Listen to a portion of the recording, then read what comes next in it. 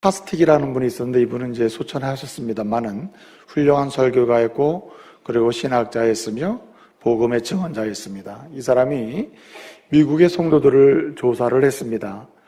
미국의 성도들은 왜 교회 가나? 조사를 했더니 이런 4가지 결론에 도달을 했습니다. 첫째는 생활 습관상 교회 안 가면 이상한 겁니다. 그래서 교회 간다. 그래서 자기의 삶의 리듬상 습관이 되어 있기 때문에, 가문의 전통이기 때문에 간다는 사람들이 있다는 거죠. 또 한 부류의 사람은 설교 들으러 간다. 설교. 하나님 말씀 들으러 간다. 그 말씀 들으면 좋으니까 말씀 들으러 간다는 사람도 있다는 거죠. 또 한 부류의 사람은 관계, 사회적 관계가 중요하기 때문에 교회에서 맺는 사회적 관계가 일상에 자신의 삶에 매우 유익하고 그리고 많은 것을 나눌 수 있기 때문에 사회적 관계 속에서 예배에 나간다, 교회에 나간다 하는 사람들도 많이 있었다고 합니다. 또 마지막 한 부류의 사람이 있었는데 이 부류의 사람들은 일시적이든 그렇지 않든 상관없이 그저 마음의 위안을 받으러 간다. 위안. 마음의 답답함, 아픔, 고단함 이런 마음의 어떤 풀지 못하는 응어리 이런 게 있는데 예배 시간에 가면은 교회 나가면은 예배드리는 중에 때로는 찬송할 때 기도할 때 때로는 말씀을 들을 때 이게 싹 풀리더라. 그래서 간다. 이렇게 얘기하는 사람이 있다는 겁니다. 이런 4가지의 일상적 동기를 이야기하면서 파스틱은 이런 얘기하는 겁니다. 정말 우리가 이것을 그냥 이렇게만 생각해서는 안 된다는 겁니다. 이러한 미국적 교회 출석 상황이나 교회를 나가는 이러한 이유가 사실은 지속적으로 하나님의 은혜를 알고 은혜 가운데 살도록 도전하는 동기가 될 수가 없다는 말입니다. 그래서 설교 들으러 오는 사람은 뭐 오늘 와서 듣고 좋으면 또 다음에도 오고 안 되면 또 안 올 수도 있다는 거죠. 또 간습상 생활 습관상 리듬상으로 오는 사람은 언젠가 약해질 수도 있다. 다음 세대가 무너질 수도 있는 거죠. 또 뿐만 아니라 사회적 관계 속에서 좋은 관계 속에 유익이 있기 때문에 온다는 사람도 있다는 거죠. 그렇다 하더라도 이것보다 더 나은 사회적 관계를 창출해 주는 조직이나 임의적인 단체가 생겨날 수 있다는 거죠. 얼마든지 가능하다. 그렇기 때문에 지속 가능한 동기가 될 수가 없다는 겁니다. 무엇보다도 어떤 순간적, 어떤 때때로 마음의 답답함, 울적함 이럴 때에 위로받으러 간다는 사람은 더 말할 것도 없다는 거죠. 그러면서 말을 하는 겁니다. 진정한 교회를 향하는 그 마음이 무엇이어야 되는가? 어떤 동기로 교회에 가야 되는가? 어떤 동기가 지속적으로 믿음의 삶을 영위할 수 있게 만드는가? 그 얘기를 하는 거예요. 한마디로 여기했습니다. 예수 만나지 않으면 안 된다는 겁니다. 예수 그리스도의 이름을 높이고 하나님의 거룩함을 노래하면서 예배하기를 열망하며 하나님의 교회에 출석하는 일이 아니라면 그 어떤 것도 지속 가능한 신앙생활의 동기가 될 수가 없다. 지속 가능한 신앙생활을 만들어내는 그 동기는 예수님께 있고 예수를 만나고 예수 안에서 자신의 삶을 바라볼 때 그 믿음의 여정이 계속될 수 있다는 것입니다. 여러분, 오늘 이 시간에 예수님 만나는 시간 되기를 바랍니다. 예수 그리스도의 이름 안에서 그 예수님 안에서 여러분의 삶이 재구조화되고 재편성이 되고 그리고 여러분의 삶의 현재와 미래가 새롭게 예견되고 예측되고 준비될 수 있는 귀한 시간 되기를 말씀으로 축복합니다. 여러분, 이 파스칼이라고 하는 불란서 철학자이기도 하고 신학자이기도 사상가였던 이 사람은 그의 명상록 방세라는 글에서 이런 얘기했습니다.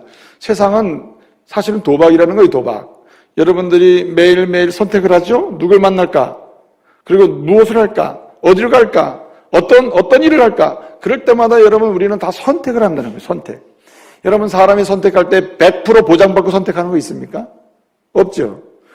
심지어는 결혼할 때 아내와 남편 될 사람을 마음의 최종적 결정을 할 때 100% 보장받고 합니까?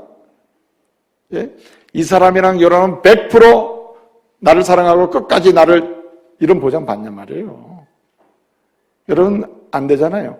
우리가 어떤 결정을 할 때 그런 게 있는 게 아니고 파스칼의 입장에서 보게 되면 뭐라고 얘기하냐면 이렇게 얘기합니다. 이 도박적인 성격이 있다는 거예요. 선택 자체가 도박적 성향이 있다는 겁니다. 왜냐하면 보장이나 뭔가 논리나 확실한 보장에 의해서 선택되는 게 인간 사회에 존재하지 않는다는 거죠. 하나하나가 다 어떻게 보면은 그냥 한번 해보는 겁니다, 이게. 그렇다는 거예요.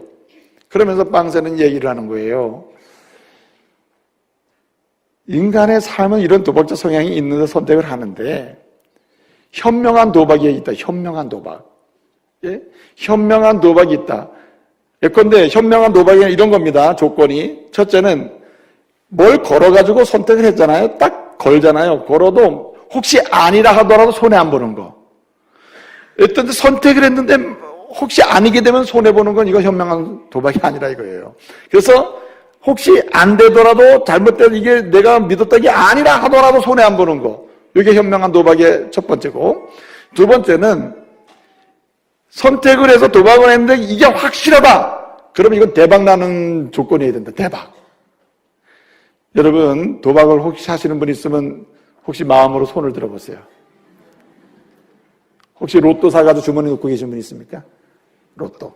그리고 주여 오늘 로또 예배드리는 동안에 로또 대박나게 주시옵소서. 이런 기도하는 분 있어요? 어떻든 여러분 어떤 확신 가지는 건 어떻든 여러분 이게 선택한 거 아닙니까? 근데 현명한 도박은 파스칼은 첫째는 혹시 아니라 하더라도 안 된다 하더라도 손해보면 안 되고, 둘째 기면은 이거는 완전한 대박의 이제 현명한 도박이지 부분적으로 조금 좋아지고 나머지 손해본다든가 어떨 땐 좋지만 어떨 때 나쁘게 되면 결과를 가져온다든가 이거는 현명한 도박이 아니라 이거예요. 여러분 이런 말씀 드리면 뭐하지만 도박을 하시려면 현명한 도박 하시길 바랍니다. 아멘. 현명한 도박. 여러분 파스칼이 말하는 현명한 도박은 그럼 뭐냐? 파스칼은 말합니다. 현명한 도박은 딱 하나밖에 없다. 그게 뭐냐? 하나님께 인생을 맡기는 것이다. 할렐루야. 여러분 하나님께 여러분의 인생을 맡기면 80까지 내가 어떻게 된다는 거 여러분 보증수표 있습니까? 여러분이 예를 들어서 내가 하나님께 인생을 맡기면은 내가 죽음 이후에 하나님 나라가 여러분의 손에 주어졌고 여러분이 계산이 다 끝나고 해보니까 함정이 이성의 결론에 도달해가지고 여러분이 하나님을 믿습니까? 이게 아니잖아요. 파스칼은 말하는 거예요. 이왕에 도박하려면 제대로 된 도박해라. 현명한 도박 한번 해봐라. 현명한 도박은 뭐냐? 하나님께 인생을 맡기는 것이다. 여러분 오늘 이 시간에 지금까지 해왔던 현명하지 않던 도박들 다 내려놓으시고, 네? 현명한 도박 한 건만 하시길 말씀으로 축복합니다. 확실하게 그냥 우리 예수님께 인생을 맡기시고, 하나님께 인생을 완전히 거시고, 하나님께 자신의 인생을 완전히 의탁할 수 있는 이런 역사가 있기를 바랍니다. 사실은 참 신자는 누군가? 적당히 걸쳐놓은 사람 신자가 아닙니다. 오늘 주님이 말씀하시고 싶은 게 그런 거예요. 적당히 걸쳐놓은 건 신자가 아니다. 신자는 뭐냐? 신자는 하나님을 믿는 자고 하나님의 안에 있는 자이기 때문에 예수를 믿고 예수 안에 있는 자이기 때문에 예수 그리스도에 의해서 보장받습니다. 예수 그리스도에 의해서 그의 인생이 책임져지는 거예요. 예수 그리스도에 의해서 인생이 열리고 풀리는 거예요. 예수 안에서 인도함을 받는 것입니다. 그렇기 때문에 확실하게 참 신자는 뭐냐? 예수께 인생을 거는 거예요. 이게 신자라는 거예요. 적당히 걸고 적당히 이건 신자가 아니야. 스스로는 말하기를 나는 신자다, 나는 교인이다 이렇게 말할지 모르지만 교인은 될 수 있다. 그러나 신자는 되기 어렵다는 겁니다. 여러분 오늘 주님은 오늘 본문 말씀을 통해서 우리에게 요청하십니다. 지금까지 우리의 신앙의 삶을 돌아보는 가운데 적절하게 걸고 적절하게 반은 이런 식으로 왔다면 이제는 다른 것은 몰라도 우리 예수 앞에 우리 하나님 앞에 자신의 인생을 완벽하게 의탁하고 맡기고 정말 현명한 도박을 하는 이런 사람 되기를 말씀으로 축복합니다. 이걸 주님이 원하시는 거예요. 진정한 신자는 맡기는 것이다. 의탁하는 것이다. 주님께 올인 하는 것이다. 주님 안에 완전히 자기를 집어넣고 주님 안에 그 안에 인생을 다 그 안에서 맡기고 사는 것이다. 이렇게 말씀하는 것입니다. 여러분 사도 바울은 말입니다. 예수님께 인생을 맡긴 사람이 얼마나 행복한가. 때로는 인생에 수많은 고난과 환난이 있을 수도 있다. 그러나 그 환난을 뛰어넘고 고난을 뛰어넘고 역경을 뛰어넘는 그 놀라운 심령으로부터 오는 평강과 기쁨이 있고 만족이 있으며 하나님의 나라 위로가 있다는 거예요. 그러면서 바울은 신적으로 참신자들은 향기가 난다. 향기가. 여러분 예수 향기 나는 사람 되시길 바랍니다. 참 예수 안에 있는 사람, 예수님께 올인한 사람은 예수의 향기가 난다.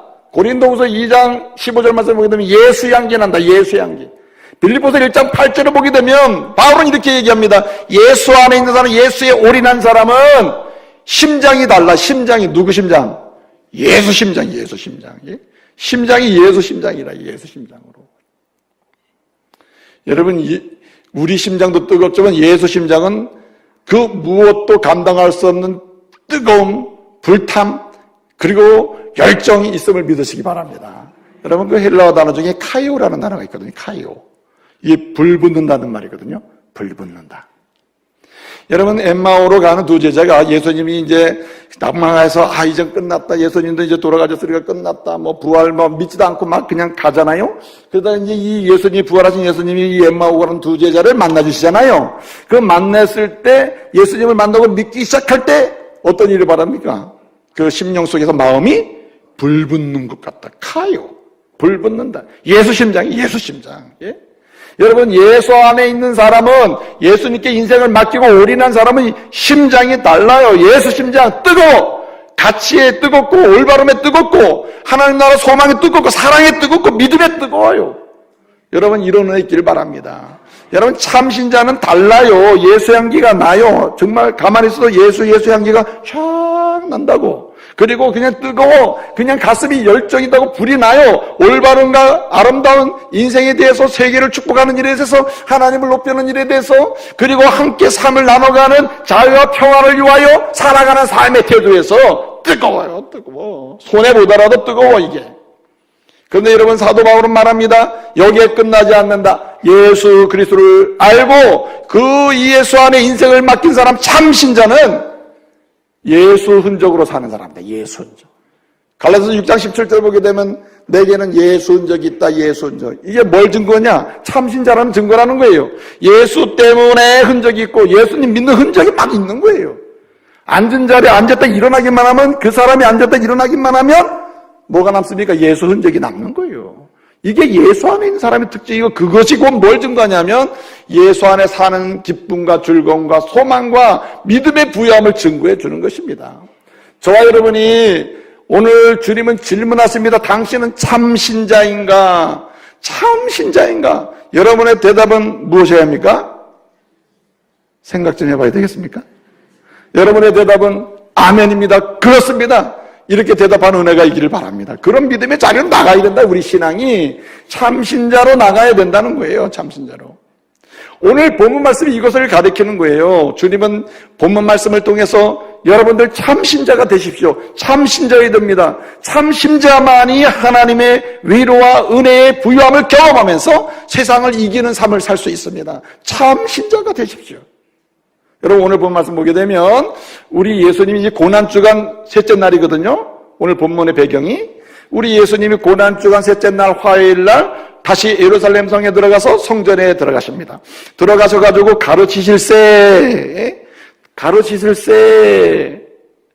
가르치고 막 말씀을 하고 가르치고 나누고 있는데 그 성전의 권위와 영광을 보장받고 있던 대제사장과 이스라엘의 장로들이 리더들이 예수 앞에 나옵니다. 그리고 묻는 거예요.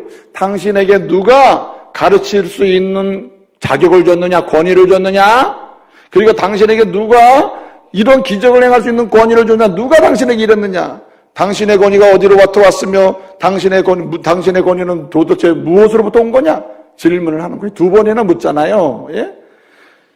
무슨 권위로 그 일을 하느냐? 두 번째는 어디로부터 그 권위가 왔느냐? 다 같은 말 아닙니까? 출처를 묻는 거 아니에요?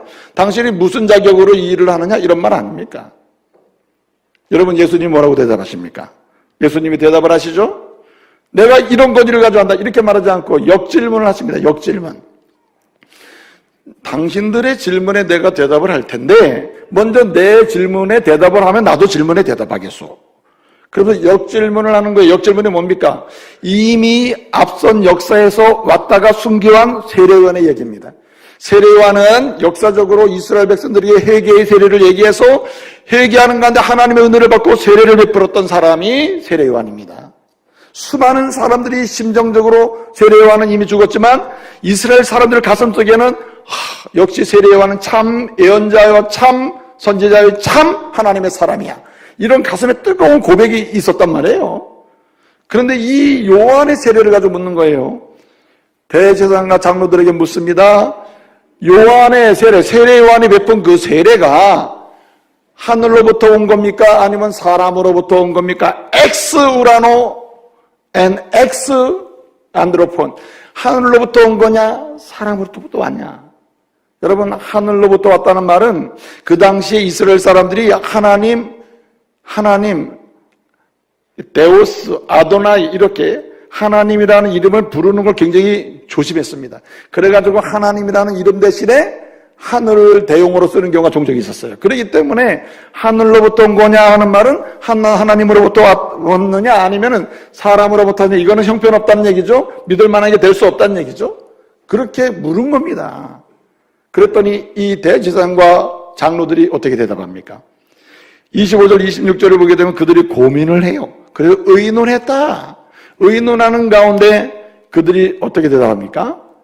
하늘로부터 왔다고 말하려니 그럼 왜 그 사람 죽게 놔뒀냐, 왜 그 사람을 비난했느냐 하고 백성들로부터 욕을 장뜩 먹게 생겼고, 사람으로부터 왔다, 그 사람 형편없다, 이건 참 진리가 아니다, 참 선자가 아니다, 이렇게 사람으로부터 왔다 얘기하면은 백성들이 그들을 그 세례요한을 존경하고 있기 때문에 백성들로부터 비난과 정죄를 받고 당신보다 낫다 하면서 밀란이 일어날 수도 있다 이 말이에요. 그러니 대답을 못하는 거예요. 어떻게 대답했습니까? 우리가 알지 못하노라. 예? 대제사장과 장로들이 대답합니다. 세례 요한의 세례가 하늘로부터 왔는지 사람으로부터 왔는지 우리가 알지 못하노라, 이렇게 얘기해요. 여러분, 예수님 당시에 이 신약 성경에 나는 압니다, 내가 뭘 안다라고 할 때 안다는 동사가 두 가지로 쓰였거든요. 일반적으로 하나는 오이다라는 동사는 뭐냐면은 이성적 합리적으로 생각을 해가지고 연구를 해서 생겨난 지식, 알게 되는 것을 가리켜서 이성적으로 합리적 판단에 의해서 알게 된 지식, 뭘 알게 됐다 할 때는 오이다라는 동사를 씁니다. 근데 예컨대 이미 내가 어떤 경험을 통해서 경험하고 나니까 아유 그렇구나, 이 경험에 이렇게 이런 거구나, 경험을 통해서 알게 된 이야기, 내가 안다 라고 말할 때는 기노스크라는 말을 씁니다. 기노스크, 퀴즈. 그러면 여기 이 대제사장들이 얘기할 때 장로들이 우리는 알지 못하겠노라, 그 알지 못한다고 안다는 말, 여기 굳이 얘기하면 이제 우크라는 말이 붙었거든요. 알지 못한다 할 때 우크라는, 그 안다는 말은 뭘 썼을까요? 1번 이성적 합리적인 판단에 의해서 안다 할 때의 이 오이다, 아니면 경험을 통해서 안다, 기노스크. 1번 이성적 판단을 통해서, 2번 경험을 통해서. 뭘 것 같아요? 여러분, 오늘 본문에서 이 대제사장과 장로들은 어떤 단어를 썼냐면 우크 오이다멘, 우리 모르겠다 이렇게 말할 때 뭐냐면 이성적으로 합리적으로 생각을 해보고 판단해봐도 하늘로부터 왔다고 말하기도 어렵고 사람을 말하기 어렵다, 이렇게 이야기하는 거예요. 그러면 이 이야기를 할 때 주변에 있던 사람들이나 많은 사람들이 대답하기 어려운가 봐, 대답이 없나 봐, 이렇게 생각했겠어요? 아니면 야 완전히 피해가는구나, 피해가는 거야, 이렇게 얘기했어요? 왜 피해간다가 이렇게 생각하겠어요? 이미 경험적으로 세례요한은 죽었거든. 그 이전에 이미 세례를 베풀고 수많은 사람들이 회개하는 사건, 의뢰받는 사건들이 많이 있었거든요. 그래서 그 당시에 대제사장이나 장로들이 두려워했단 말이에요. 저 세례요한이 뭔가 힘 있는 사람 되는 거 아니야? 그래서 어떻게든 빨리 죽였으면 좋겠다. 그러다가 헤롯에 죽었단 말이에요. 그러니까 경험적으로 이미 뭐가 됐습니까? 저 사람은 참 선지자구나. 백성들의 마음이 그렇게 알고 있듯이 대제사장도 장로도 알고 있다 이 말이에요. 그런데 우크기노스크, 내가 경험적으로 모르겠다 이렇게 말하면 진실이지만, 그것도 거짓이겠지만은 우크 오이다면은 이거는 피해가는 거예요. 피해가는 거. 이미 경험돼서 알고 있는 거를 합리적으로 생각해보니까 에이 모르겠다 이렇게 얘기하는 거야말로 현상을 위기를 피해가 진퇴양난의 비켜가는 것밖에 더 되냐 이런 얘기예요. 여러분 그래서 모르겠다니까 주님 뭐라 하십니까? 너네가 대답 안 하면 나도 대답 안 한다. 왜 주님이 대답 안 하시겠어요? 그들 대답 안 한다고. 그렇게 알면서도 결론난 이야기를 피해가면서 대답 안 하는 걸로 봐서 내가 진실을 아무리 이야기해도 내가 만약에 하늘로부터 내 권위가 왔다 하면 신성모독죄로 나를 죽이려고 할 것이고, 네? 대답 안 하면 거봐 권위도 없는 사람이야 라고 비난을 받게 할 것이라는 거예요. 주님은 나도 너에게 대답하지 않겠다 이렇게 얘기하는 거예요. 제가 긴 설명을 드렸는데 이 설명과 이 이야기를 통해서 주님이 하시고자 하시는 말씀은 여기 있습니다. 참 신자인가 아닌지를 한번 생각하라는 거예요.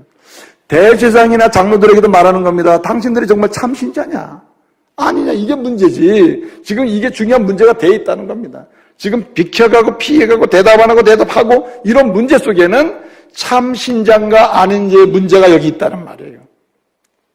그러므로 여러분, 저와 여러분이 오늘 말씀을 묵상하는 가운데 다시금 참 신자의 자리로 나간 은혜가 있기를 바랍니다. 참 신자의 영광을 회복하는 그런 성도들 되기를 말씀으로 축복합니다. 여러분, 참 신자는 예수님께 올인하는 사람이 예수 안에 거하는 사람이에요. 예수 그리스도의 십자가의 복음을 절대적으로 신뢰하고 믿으며 그 복음만의 능력임을 믿는 사람이에요. 예수 안에 있는 사람이에요. 그런데 여러분, 예수 그리스도께서 나를 위해 십자가에 고난당하심을 믿습니다. 나를 위하여 십자가에 죽으심을 믿습니다. 피 흘리심을 믿습니다. 그 피 흘리심으로 인하여 내 죄가 사함받음을 나는 믿습니다.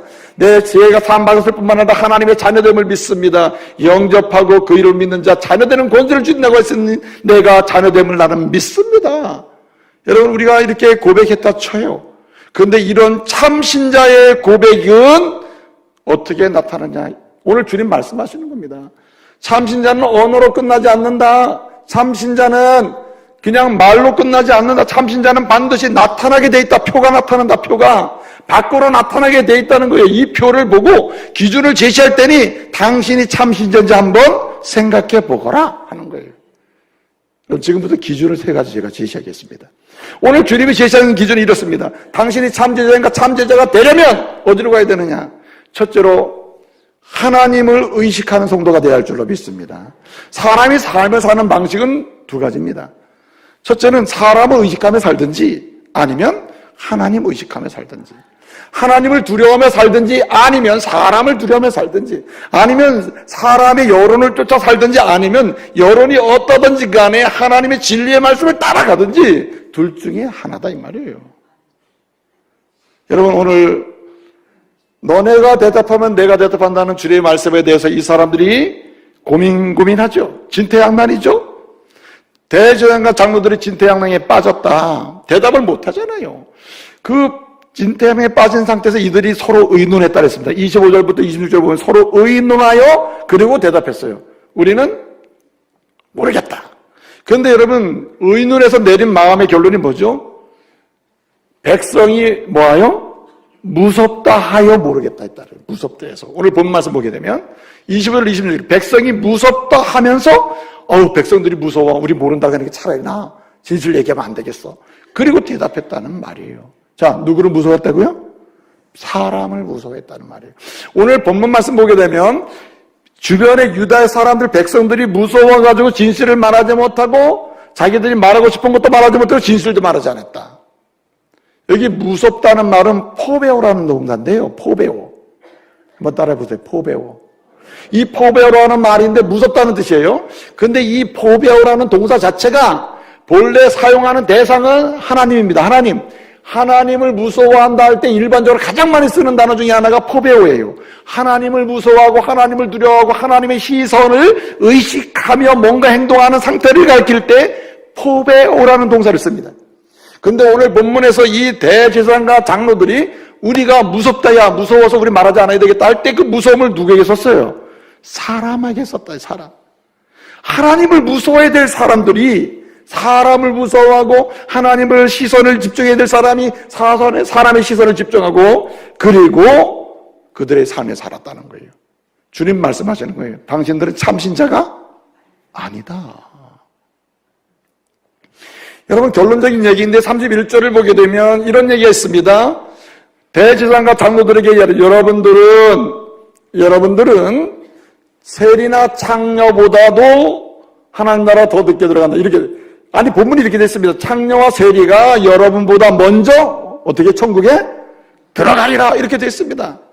먼저 들어간다는 말이 프로아고신이라는 말인데, 프로는 앞선다는 말이고 아고신은 입장한다는 뜻이에요. 그래서 프로아고신, 장로들이나 대제사장 여러분보다 이 창녀와 세리가 먼저 하나님 나라 들어간다 그랬습니다. 그러면 이거는 여러분 생각할 때 시간상 순서처럼 느끼잖아요. 시간상으로 창녀와 세리 좀 못된 짓 하다가 예수님 만나가지고 예수를 믿고 예수님께 시선을 집중하며 살면서 믿음으로 산 이 사람들은 천국에 먼저 들어가고 나중에 장로와 아직도 덜 된 사람들, 이렇게 모든 문제 있는 사람들, 이 사람은 나중에 들어간다, 이런 느낌처럼 보이잖아요. 근데 오늘 여기 프로아고시는 그런 말이 아닙니다. 한마디로 말하면 이런 거예요. 세리와 창녀는 천국에 들어가지만 장로와 대제사장은 천국에 못 간다는 말이에요. 못 간다. 들어가지 못한다는 말이에요. 여러분 잘 들어보세요. 오늘 목사가 있고 장로가 있고 권사가 있습니다. 안수집사가 있어요.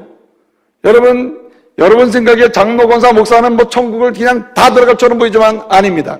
아무리 장로라도, 아무리 목사라도, 아무리 권사고, 아무리 안수집사라도 천국 못 가는 사람 못 가는 거예요. 여러분, 직분보다 앞서는 게 주님이에요. 주님 안에 있어야 되고 주님의 시선을 집중하는 사람이 되죠. 예수를 믿고 그 믿음 안에서 주님을 의지하고 사는 그게 더 중요해요.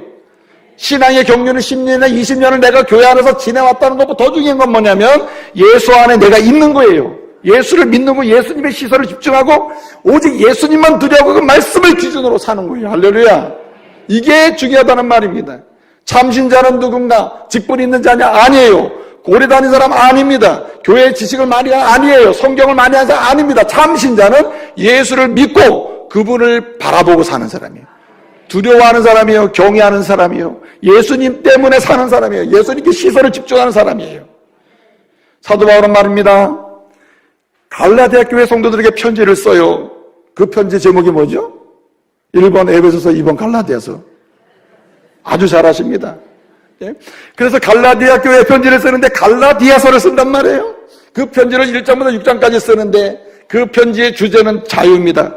예수님을 믿고 내가 죄에서 자유 얻었다. 예수 믿고 사망에서 자유 얻었다. 예수 믿고 이제는 선택하는 자유까지 내가 얻었다. 주님 좋아하는 자유, 주님을 기쁘시게 해주는 자유, 이웃을 사랑할 수 있는 자유, 이웃을 사랑할 수 있는 일을 선택하며 할 수 있는 자유까지 내가 다 얻었다.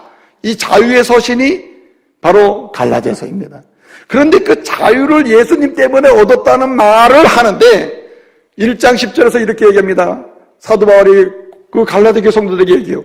내가 사람들을 좋게 하랴, 하나님을 좋게 하랴. 만약에 내가 사람들을 좋게 하고 사람들을 기쁘시게 하는 사람이라면 따라서요. 나는 그리스도의 종이 아니니라. 그리스도의 종이 아니라는 말이에요. 그러면 여러분 어찌 생각에 위로가 될지 몰라요. 신자긴 신자인데 종은 아니라는 모양이다. 그 얘기가 아닙니다. 여러분 본질은 뭐예요? 똑같아요. 신자가 아니다는 말이에요. 신자가 아니에요. 신자가. 여러분 사람 좋게 하며 사는 사람은 신자가 아니라는 말이에요. 여러분 목회를 할 때 제가 예컨대 목사가 장로님 눈치나 보고 권사님들 눈치나 보고 사람들 우리 교회 성도는 뭘 좋아할까 뭘 좋아하는 걸 자꾸만 해가지고 목양을 하면 이게 사람 좋게 하는 건 목회가 아닙니다. 목회는 진실한 목회는 참 신자로서의 목사는 주님 좋게 하는 거예요. 할렐루야. 주님 좋아하는 대로 가는 겁니다. 진정한 장로, 참 신자로서의 장로는 주님이 좋아하는 대로 움직이는 거예요. 안수집사님, 권사님, 참 신자로서의 직분자는 주님이 좋아하고 주님의 시선을 의식하며 사는 거예요. 여러분 마태복음 10장 28절에서 우리 주님은 직접 말씀하시기를 몸은 죽이나 영혼을 죽이지 못하는 이거 두려워하지 말고 몸과 영혼을 죽이는 멸할 수 있는 그분을 두려워하라 그랬어요. 무슨 말입니까? 하나님께 집중하고 살아야지 사람은 능력이 없지 않느냐 이 말이죠. 그러므로 여러분 오늘부터 나는 신자인가? 대답하셔야 돼요. 나는 주님께 집중하고 주님의 시선만 의식하고 사는가? 매 순간마다 주님이 좋아하실까? 매 순간마다 주님이 원하시는 일일까? 주님이 지금 이 순간에 나와 동행하시면서 만족해 하실까? 아니면 탄식하실까? 여기에 집중하면 나갈 수 있는 은혜가 있기를 바랍니다. 여러분, 불란서에 그 세계를 제패했던 장군이 나폴레옹 아니에요. 나폴레옹이 그 대학을 다닐 때 어떤 그 하숙집에서 하숙을 했답니다. 그 장군이 돼가지고 이제 어떤 집회에 갔더니 그 아줌마가 거기 나타났다는 거예요. 그래서 그 아줌마를 보고 놀래가지고, 아이고, 내가 있던 하숙집 아줌마네. 그리고 이제 거기서 아줌마에게 물었다는 거예요. 아주머니. 근데 그 아주머니, 이 나폴레옹이 그 나폴레옹인지 모르고 있는 거라, 이 아주머니가. 하숙집 아줌마가. 그럼 물었답니다. 그 집에 이런 청년이 하숙한 적 있죠? 있죠. 그 청년은 어떻습니까? 그랬더니 그 아주머니가, 그 청년 진짜 마음에 하나도 안 들었다고. 예? 왜 그러시냐 그랬더니, 그 청년은 맨날 바쁘다라고, 맨날 도서관 간다라고, 그 하숙하는 친구들끼리 좀 뭔가 놀자고 해도 안 하고, 또 주인 아줌마가 학생 나랑 차 한잔 하자, 내 이야기 좀 듣고 싶네. 이래도 그냥 반응도 안 하고 이러고 살았다는 거예요. 그래서 그 마음에 안 들었다고. 그랬더니 나폴레옹이 하는 말이 이랬다는 거예요. 네?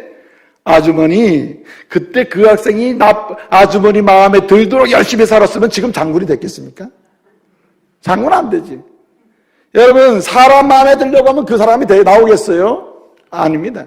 여러분, 훌륭한 하나님의 사랑받는 목회자, 하나님 사랑받는 직분자, 사랑받는 어머니, 사랑받는 아버지, 사랑받는 아내와 남편이 되려면은 여러분, 아내에게 어떻게 살고 이게 아니고 주님이 보실 때 어떻게 해야 하나님 좋아하시는 남편이 될까? 할렐루야.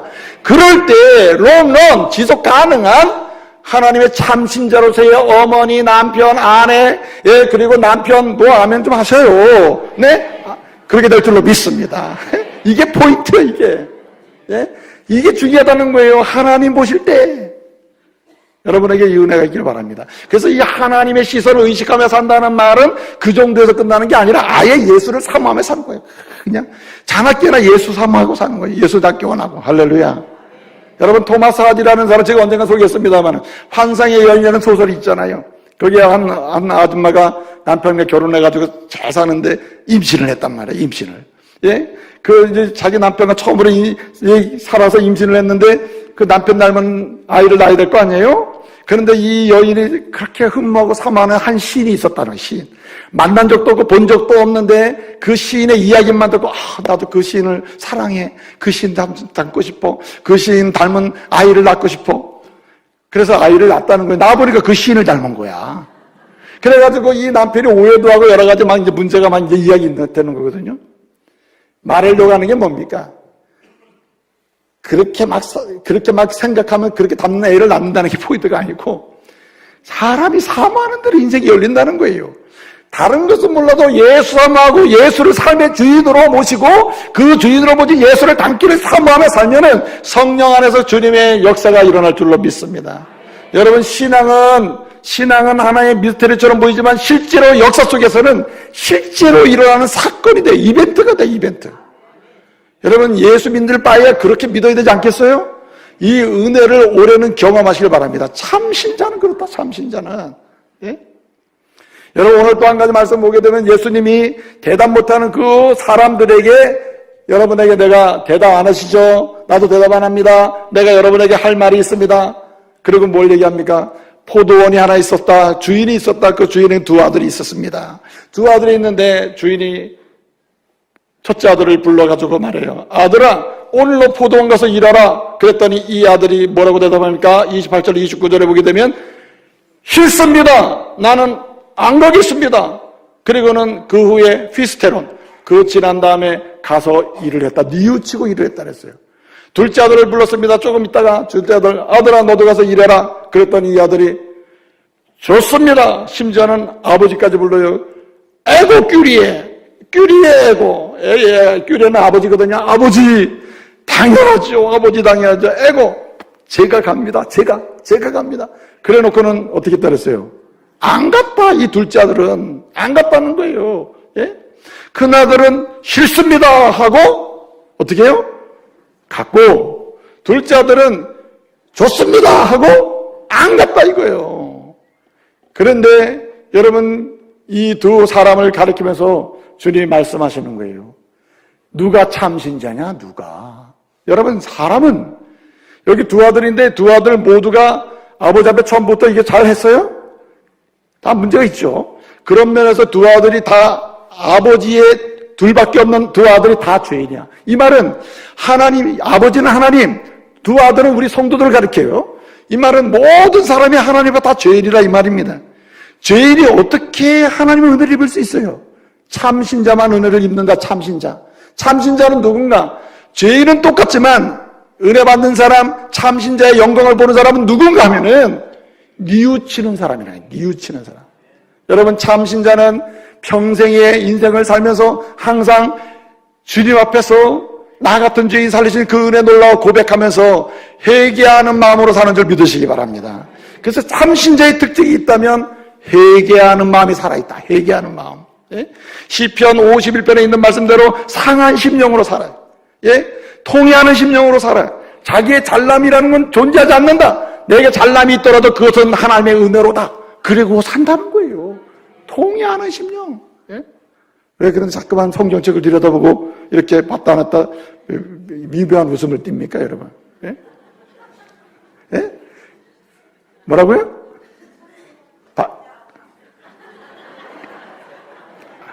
이거 진짜 제가 말씀을 드렸어야 되는데. 여기 이제 28절, 29절에 맏아들은 어떻게 했습니까? 맏아들은 싫습니다 하고 갔죠. 둘째 아들은 좋습니다 하고 안 갔죠.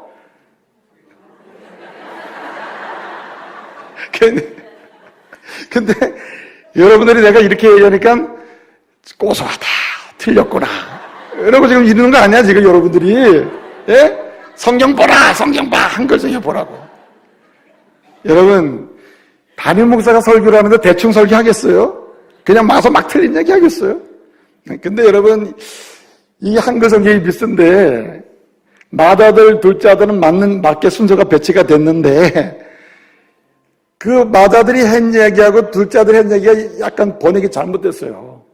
이 번역이 잘못돼가지고 원래 큰아들이 싫습니다 이렇게 한 게 맞아요. 원문에 보면은 29절에 우크 싫습니다. 델로 이렇게 되어 있습니다. 그러니까 싫어요라는 뜻이거든요. 원문에. 그리고 둘째 아들은 좋습니다 이렇게 했어요. 좋습니다. 그러니까 제 얘기 들으세요. 속으로 막 고소하다 고소. 우리 목사는 틀렸다. 그게 아니고 원문이 바뀌었습니다. 원문이. 그래서 여러분 혹시 NIV 영어 성경 가진 분들은 바로 보면 나와요. 바로 영어 성경만 봐도 나와요. 원문이 원래 아무리 원문을 뒤져봐도 이렇게 한글 성경처럼 돼 있지 않습니다. 한글 성경만 번역이 약간 이게 의역을 한 것 같아요. 이게 지금까지 항상 큰아들 작은아들은 둘째 아들이 항상 잘났잖아요. 예? 그래서 그런 배경에서 번역을 하지 않았나. 그러나 어떤 원뜻은 문제되진 않습니다만은 원문 어떤 큰아들은 싫습니다. 그리고 뒤에 휘스테론, 그 후에 뭐였어요? 뉘우치고. 여기 뉘우친다는 말은 메타멜로마이 뉘우친다는 말이거든요. 그런데 보통 정상적으로 지정의 모든 전인격적으로 뉘우치고 아주 확실하게 돌아서는 상태를 말할 때는 메타노에오라는 동사를 써요. 이게 우리가 보통 회개합니다 라고 하면은 메타노에오를 쓰거든요. 그런데 여기 메타멜로마이라고 하는 회개한다는 이 말은 메타노에 우리가 평상시 쓰는 이 회개합니다 라고 하는 이 단어보다는 조금 강도가 낮아요. 문제 있는 단어는 아직 강도가 낮단 말이에요. 이 말을 왜 주님이 이렇게 쓰셨겠어요? 왜 이 사람 이 단어를 쓰게 비유의 말씀에서 왜 이 말을 썼겠어요? 지금 여기 대제사장이나 장로들은 이 낮은 수준의 회개도 못하고 있는 사람이란 뜻이에요. 이 아주 초보적인 수준의 회개도 없이 잘난 척만 하는 사람, 예? 그릇것만 가지고 있는 사람, 참신자가 아닌 이런 사람을 지금 비판하고 있는 거예요. 여러분, 경륜이 있고 믿음 생활한다고 하면서 오랫동안 심지어는 목사도 장로도 권사도 참신자가 아니라 가지고 온갖 회개하는 마음이 없어요. 나 같은 죄인 살리신 주님의 은혜가 놀라와 그 은혜 속에서 자신의 삶을 돌아보는 겸손함이 없이 당당하게 뭐든지 할 수 있다고 하는 이런 식으로 사는 목회자도 많고 장로도 많고 권사도 많아요. 오늘 한국교회의 모든 문제는 여기서 생기는 겁니다. 그래서 여러분, 교회가 회개할 일이 있다면 누가 먼저 회개해야 되겠어요? 시작. 굉장히 봐주는 것 같아요. 교회가 회개를 한다면 누가 먼저 해야 되느냐? 목사가 먼저 해야 되고, 그 다음에 누구겠어요? 장로. 그 다음에는 권사, 안수집사. 하여튼 교회에서 뭔가 좀 잘 나간다고 하는 사람이 먼저 회개하지 않으면은 교회는 부흥할 수가 없는 겁니다. 항상 살아있을 때 게 뭐냐? 주님 앞에 나갔던 주인 살리신 통회하는 심정으로 회개하는 마음에 살아있을 때 그 영혼은 부유해지고 그와 함께하는 공동체는 하나님의 은혜의 그 바다 속으로 들어갈 줄로 믿습니다. 회개하는 심령이 강권이에요. 강권. 통회하는 심령이 강권이에요. 회개하는 마음이 없으면은 사람이 자기 착각에 빠져요. 나는 믿음 생활 잘해. 나는 믿음 생활 잘해. 나 같은 사람 어디 있어? 나는 교회생활 몇 년에, 이 교회에서 내가 몇 년인데 가면 어떻게 해요? 자기도 모르게 교만한 사람이 됩니다. 근데 자기는 몰라요. 아무리 얘기도 몰라요. 교만합니다. 교만해져요. 교만이 쌓이면 독선이 됩니다. 독선. 그리고 이게 진리라고 얘기하는데 진리가 아니에요. 여러분, 독선은 무서운 거예요. 사람을 죽일 수도 있고 사람을 면하기도 하고. 그렇기 때문에 여러분, 우리는 항상 회개하는 심령 가운데 있어야 돼요. 그럴 때 교만으로부터 이스케이핑 할 수 있어요. 탈출할 수 있어요. 여러분, 독선으로 탈출할 수 있는 유일한 길도 여러분 오직 회개하는 마음뿐인 줄 믿으시기 바랍니다. 회개하는 자가 사는 거예요. 회개하는 자가. 여러분, 오늘 이 시대의 질병이 뭔지 아십니까? 무감각병이에요. 무감각. 도덕적 무감각, 윤리적 무감각. 왜 미투 운동이 이렇게 대상이 됩니까? 얼마나 무감각했으면 그렇게 존경받는 사람들이 그런 문제에 빠지겠습니까? 사실 그들만의 문제도 아니고 사실 우리의 심령은 다 그 수준에서 벗어나지 못해요. 사실은 행동적 차원에서 그럴 수 있다 치더라도 우리는 이게 문제가 많잖아요. 왜 그래요? 무감각이에요. 무감각. 근데 여러분, 이 무감각, 마비적 현상의 질병은 진짜 문제가 심각하지만 더 심각한 문제는 영적 무감각이에요. 영적 무감각. 영적으로 자기가 죄인과 하나님의 은혜가 아니면 안 된다고 하는 이러한 통해하는 심령의 무감각은요, 사람을 괴물로 만들어내요. 괴물로. 하나님의 교회 안에 오늘 얼마나 많은 괴물이 많은지 몰라요. 괴물 중에 괴물은? 교회 안에 괴물 중에 괴물은 종종? 누구? 목사라고 얘기하세요. 여러분의 심령 다 안다고 제가. 예? 여러분, 이 시간이 정말 문제. 저는 목사지만 교회 안에 영적인 괴물이 존재한다. 이게 목사예요. 목사예요. 통해하는 심령이 없으면 순식간에 괴물이 돼버려.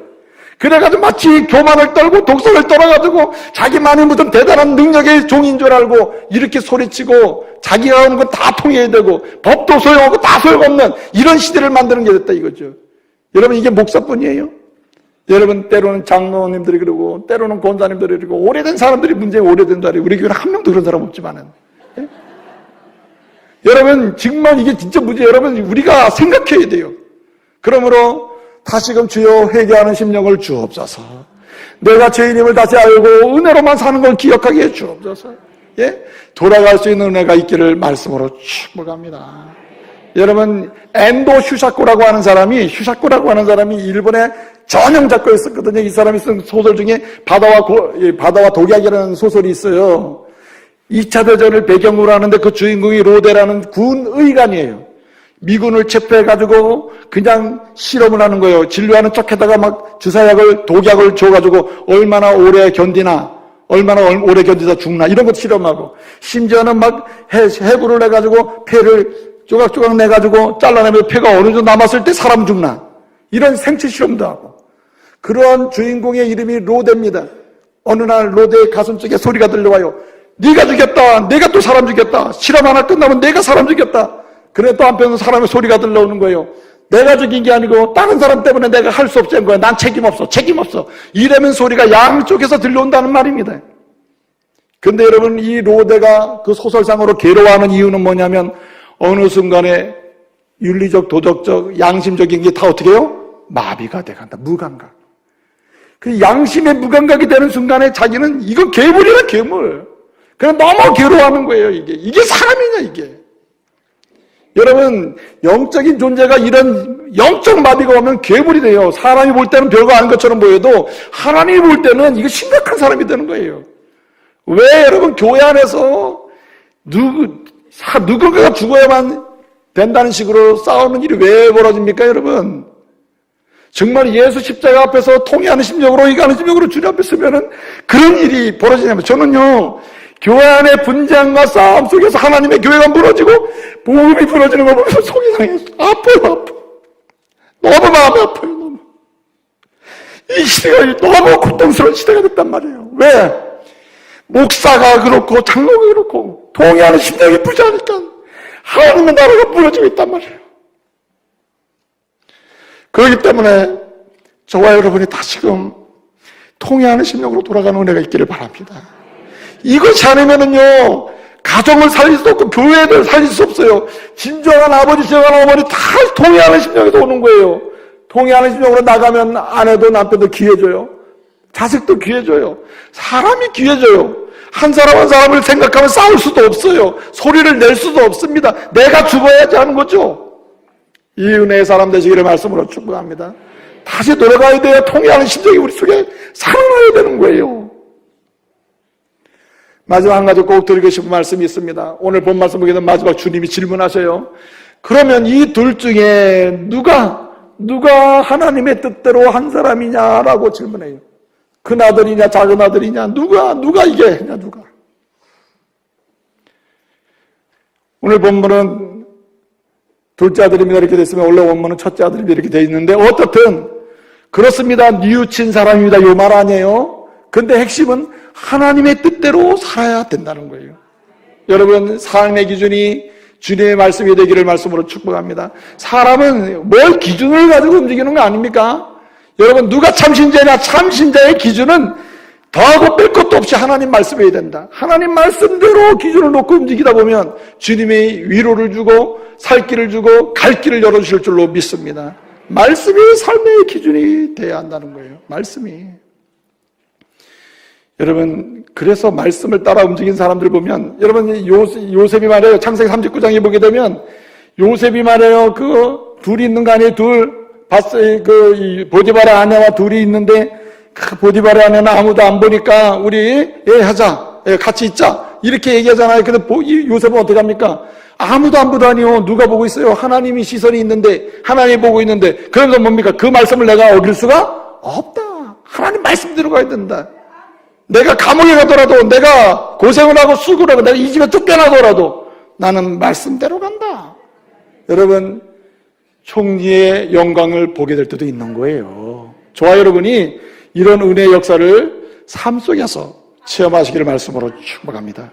기도하겠습니다. 은혜로우신 아버지 하나님 감사 찬송 영광 돌려드립니다. 이 시대는 참신자를 찾기가 어려운 시대이고 참으로 믹서된 해석신앙으로 물든 시대가 되었습니다.